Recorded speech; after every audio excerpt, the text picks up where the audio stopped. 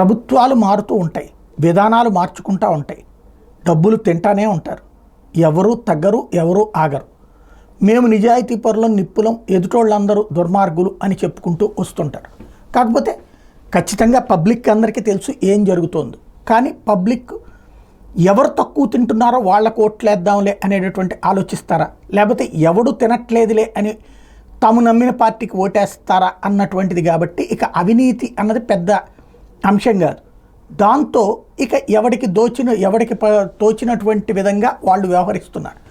దీని మీద కేసులు ఇప్పుడు నాయకులు సేఫ్గా ఉంటూ మధ్యలో ఉన్నటువంటి అధికారులను చుట్టుకుంటోంది.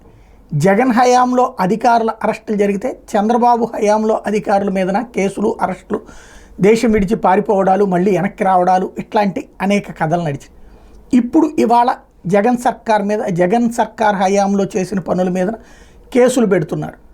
ఇక్కడ ప్రతీకారాలు ఎలా ఉంటున్నాయంటే, జగన్ హయాంలో బాబు మీదన లేదా బాబు అనుయాయుల మీదన, బాబుకి సంబంధించిన మంత్రివర్గం మీద కేసులు పెట్టమని ఆదేశిస్తే పెట్టినటువంటి అధికారులని ఇప్పుడు ప్రతీకారం తీర్చుకుంటున్నది తెలుగుదేశం పార్టీ. కాబట్టి ఇవాళ వైఎస్ఆర్ కాంగ్రెస్ పార్టీలో మీదన కేసులు పెట్టినటువంటి వాళ్ళందరూ రేపొద్దున వాళ్ళ మీద కేసులకు సిద్ధంగా ఉండాలి. రిటైర్ అయిన వాళ్ళను కూడా వదిలిపెట్టట్లేదు తెలుగుదేశం. కాబట్టి రేపు రిటైర్ అయినా కూడా ఇవాళ వైసీపీ మీద కేసులు పెట్టి రిటైర్ అయినా రేపొద్దున వైసీపీ వాళ్ళు వదలరు. కాబట్టి నాయకులు సేఫ్, అధికారులు జైళ్ళకి వెళ్ళడానికి సిద్ధంగా ఉండటమే ఇక్కడ కీ పాయింట్.